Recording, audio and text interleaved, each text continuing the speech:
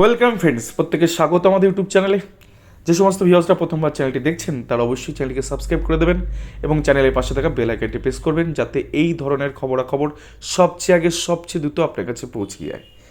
তো আজকে যে ম্যাটার নিয়ে কথা বলবো, যে ফ্যাক্টসগুলো আজকে তুলে ধরার চেষ্টা করব, সেটা 11,765 রিলেটেড ইস্যু, অর্থাৎ সম্প্রতি যে নিয়োগ প্রাথমিক শিক্ষা পর্ষদ করেছে 2022-এর নোটিফিকেশনের ভিত্তিতে 11,765। তো সেখানে 9,533 জনের একটি তালিকা বা এমপ্যানেল তারা কিন্তু প্রকাশ করেছে তাদের ওয়েবসাইটে। তো সেক্ষেত্রে এই 11,765-র মধ্যে যারা চাকরি পেয়েছেন তারা অলরেডি স্কুল জয়েন করেছেন, কিছু অংশ এখনও বেঁধে আছে, তাদের নোটিফিকেশান খুব দ্রুত আসবে। তো ম্যাক্সিমাম ক্ষেত্রেই জয়েনটা হয়ে গেছে, তারা স্কুল জয়েন করে নিয়েছেন। তো সেইখানে আমরা দেখতে পাচ্ছি বেশ কিছু অ্যালিগেশন, কিছু অভিযোগ আমাদের কাছে আসছে এবং সেই অভিযোগগুলো কিন্তু আমরা জাস্ট তুলে ধরার চেষ্টা করছি, নাথিং এলস, এর বাইরে কিছু নয়। তো আমরা যে কোনো দুর্নীতি হোক, যে কোনো অনিয়ম হোক, যে কোনো বেনিয়ম হোক, আমরা কিন্তু সেটা নিয়ে জোর গলায় আওয়াজ তুলবই। তো 11,765-তে একটি ঘটনা যেটা কিন্তু মানে চোখে আঙুল দিয়ে দেখিয়ে দেবে যে একজন প্রার্থী তিনি কি করে এই জায়গায় তিনি নিয়োগ পেলেন এবং তার নিয়োগটা বৈধ কি অবৈধ সেটা নিয়ে আজকে আলোচনা করব। তো চলুন ভিডিওটা শুরু করা যাক। যে বিষয় নিয়ে আজকে কথা বলবো সেটা হচ্ছে নতুন দুর্নীতির পর্দাফাঁস। 2017 সালে একজন টেট পাস প্রার্থী, যেখানে 2017 সালের টেট যেটা হয়েছিল না, সেটাই কিন্তু উইদাউট ট্রেনিং বা পার্সুইং ছাড়া কিন্তু বসে যায়নি। তো সেখানে তিনি ট্রেনিংটি করেছেন 2019-21 ডিএলএড ব্যাচের সাথে এবং সেক্ষেত্রে তিনি কিন্তু চাকরিতে জয়েন করেছেন। তো 11,785 তিনি জয়েন করেছেন। তো তিনি বৈধ কি অবৈধ সেটা আমরা আজকে এন্টায়ার ভিডিওতে আলোচনা করব। তো প্রথমে যে বিষয়টা নিয়ে কথা বলবো, তিনি তার একটা পার্সোনাল ডিটেলস আমাদের কাছে এসে, যেটাকে আমরা বিভিন্ন অংশে হাইড করে দিয়েছি, যেহেতু তিনি কর্মরত রয়েছেন। তো এন্টায়ার সবাই ঝাঁপিয়ে পড়বে এমনটা যাতে না হয়। তো কিছু জিনিস আমি এখানে দেখাচ্ছি যেটা আপনারা দেখবেন এবং নিজেরাই বিচার করবেন। তো তিনি রিক্রুটমেন্ট প্রসেস দেখুন, প্রাইমারি টিচার রিক্রুটমেন্ট 2022-এর রিক্রুটমেন্টের পার্সোনাল ডিটেলসের ফর্মেটা যেটা তিনি অ্যাপ্লাই করেছিলেন নোটিফিকেশন ভ্যাকান্সি বেরোনোর পরে। তো সেক্ষেত্রে দেখুন তার ট্রেনিং কোয়ালিফিকেশন যদি আমরা দেখি, তো তিনি হচ্ছেন 2 বছরের ডিপ্লোমা ইন এলিমেন্টারি এডুকেশন অর্থাৎ ডিএলএডের তিনি করেছেন ওয়েস্ট বেঙ্গল থেকে, WBBPA 2019-21 সেশন, এবং তার পার্সিং হচ্ছে 2022-এ তিনি পাস করেছেন। তো মোদ্দা কথা, তিনি 19-21 সেশন, এই ডকুমেন্ট থেকে এটা পরিষ্কার যে তিনি 19-21-এর একজন ডিএলএড প্রার্থী। এবার তিনি যে 17-তে টেট দিয়েছিলেন না, সেটা আমরা কি করে আইডেন্টিফাই করবো সেটা আমাদের জানতে হবে। এবং 17-র টেট থেকে বা তিনি 14-র টেট পাস হয়ে থাকতে পারতেন, এমনটা অনেকে মনে হতে পারে যে ইনি তো 14-র টেট পাস, তার তো থাকতে পারে। তা পরবর্তী 19-21 ডিএলএডের তিনি করে নিয়েছেন পরবর্তী ক্ষেত্রে, যেটা 14 টেট পাসের ক্ষেত্রে পরবর্তীতে ট্রেনিং করলেও সেটাতে নিয়োগ দিচ্ছে প্রাথমিক শিক্ষা পর্ষদ। তো সেক্ষেত্রে আমরা এই জায়গাগুলোকে খুঁটিয়ে খুঁটিয়ে ধরার চেষ্টা করব। প্রথমত যে ডিটেলস আমরা পাচ্ছি সেখানে 19-21 ডিএলএড ব্যাচের প্রার্থী, এটা পুরো পরিষ্কার হয়ে গেল। আমরা যদি চলে আসি যে তার সে কি আদৌ এমপ্যানেল হয়েছে, সে কি চাকরি করছে, প্রথম কথা তার স্কুল ডিটেলস পর্যন্ত আমাদের কাছে আছে। তো তিনি কিন্তু স্টেট ওয়াইজ যে মেরিট লিস্ট বেরিয়েছিল, যেখানে recruitment process 2022 in terms of sub rule 5 rule 8 of West Bengal primary school teachers recruitment 2016 amend up to date. তো সেক্ষেত্রে যে general non exempted general Bangla মিডিয়ামের তিনি একজন প্রার্থী এবং তিনি 3140 জনের মধ্যে কিন্তু একটা র্যাঙ্ক হোল্ডার। তো তিনি এখান থেকে, আমি আবারও বলছি পার্সেন্টেজটা এই কারণে দিচ্ছি না কারণ বিভিন্নভাবে ভাইরাল হবে এটা এবং সেক্ষেত্রে তিনি বিপদে পড়বেন। তো সেক্ষেত্রে তার সঠিক উপায়ও আমি বলে দেবো ভিডিওর শেষে যে কী করা উচিত। তো সেইখানে দাঁড়িয়ে আনঅবজার্ভ যারা আছে বা 5% ওয়েটিং যারা আছে তাদের এগুলো বিশেষ করে আলোকপাত করা দরকার এই বিষয়টাতে। কারণ কারো একজন অবৈধ প্রার্থীর জন্য একজন কিন্তু 5% ওয়েটিংয়ে একজন প্রার্থী বঞ্চিত হবেন, বা আনঅবজার্ভদের ক্ষেত্রে তারাও কিন্তু বঞ্চিত হয়ে বসে আছেন। তো আমরা দুটো জিনিস পরিষ্কার করলাম, ইনি এমপ্যানেল প্রার্থী, ইনি চাকরি করছেন, তো স্কুল ডিটেলস পর্যন্ত আমাদের কাছে আছে। তো সেক্ষেত্রে তিনি 19-21 ব্যাচের, এটা আমরা প্রমাণ করে দিলাম এবং তিনি এখানে ঢুকেছেন, সেটাও মোটামুটি পরিষ্কার হয়ে গেল। এবার আমরা যে বিষয়টা আসবে, 2017 সালে টেটের যে নোটিফিকেশানটা বেরিয়েছিল তার ডেট হচ্ছে 12/5/2017, যার মেমো নাম্বার হচ্ছে 1167 BP 2017।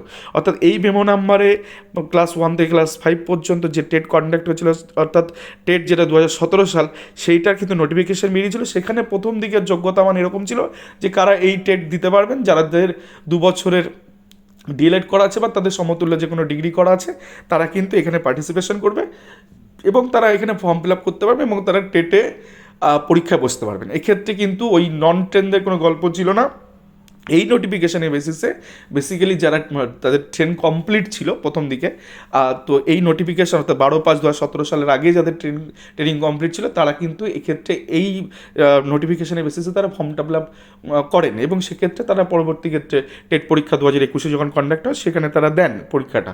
কিন্তু এখানে যে ব্যাপারটা আমি একটু ধরিয়ে দেওয়ার চেষ্টা করব, যেহেতু নোটিফিকেশানে 2017 সালে বেরিয়েছে, তোর যদি তার অনলাইন অ্যাপ্লিকেশনের ডেট দেখি 10/10/2017 থেকে 29/10/2017 এবং 30/10/2017 for candidate who are pursuing elementary teacher training course, এটা আমি পরে আসি।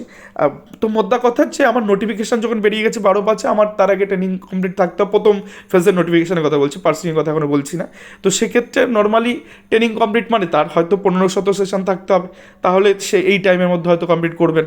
তো সেক্ষেত্রে 15-17 সেশন পর্যন্ত টেট পরীক্ষা তারা দিতে পারবে এই নোটিফিকেশানের বেসিসে। যদিও প্রাথমিক শিক্ষা পর্ষদ পরবর্তী ক্ষেত্রে চাপে পড়ে বা আরও অনেকগুলো এনসিটির যে সিটেট বা অন্যান্য জাতীয় যে পরীক্ষাগুলো আছে সেক্ষেত্রে পার্সুইংয়ে যেহেতু সুযোগ পায়, প্রাথমিক শিক্ষা পর্ষদ কিন্তু দ্বিতীয় ধাপে আরেকটি নোটিফিকেশান জারি করে।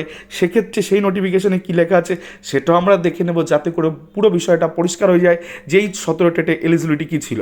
তো সেক্ষেত্রে আমরা যদি দেখি আরেকটা নোটিশ 14/11/2017 সালে, সেখানে পরিষ্কার কথা বলা আছে যে নোটিফিকেশন 2017 সালে যেটা বেরিয়েছিল, partial modification of the eligibility condition, অর্থাৎ মডিফাই করা হয় এলিজিবিলিটি কন্ডিশনকে। এবং দেখো লাস্ট লাইনে পরিষ্কার লেখা আছে যে এনসিটি রেকগনাইজ বা আইআরসি রেকগনাইজ ইনস্টিটিউশন থেকে পার্সুইং যারা আছে তারা কিন্তু এটাতে ফর্ম ফিল আপ করতে পারবে, অর্থাৎ 2 বছরের ডিএলএড ট্রেনিং বা যারা আছে বা আরও যে আইআরসি থেকে যারা আছে তারা কিন্তু পার্সুইং হিসাবে এই রিক্রুটমেন্টে বসবে। এবার পার্সুইং মানে কারা? 2017-তে যদি কেউ ধর ভর্তি হলো, তার ট্রেনিংটা শেষ হচ্ছে কোথায়?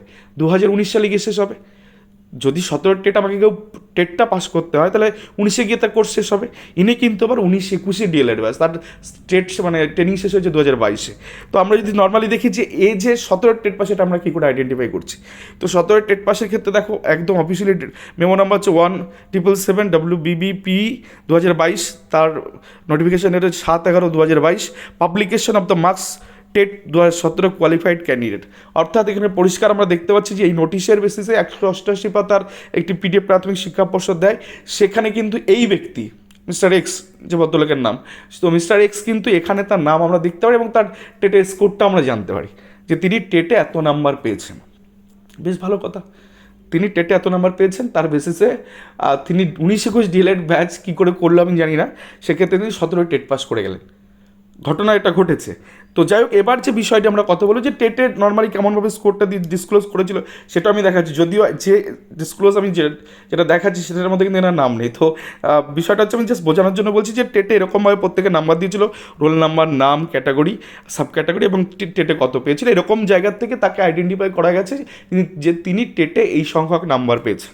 এটা পরিষ্কার, এই পর্যন্ত পরিষ্কার। তাহলে 17 টেটের মধ্যে থেকে খুঁজে পেলাম 17 টেট পাসে এবং সেই সাথে 19-21 ডিএলএড ব্যাচ, যে ব্যাচটা বসার কথাই না 17 টেটে, সেখানে তিনি কী করে বসেছে না আমরা জানি না।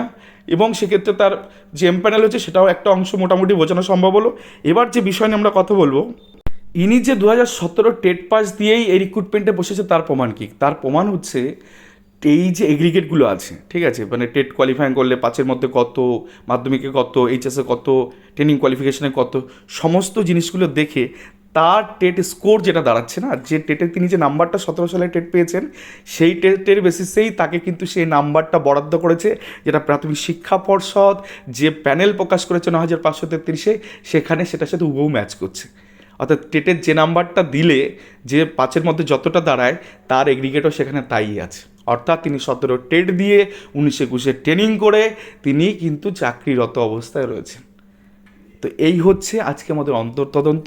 তো এরকম প্রার্থী আমরা একজনকে আইডেন্টিফাই করেছি, এই সংখ্যাটা অনেক হতে পারে।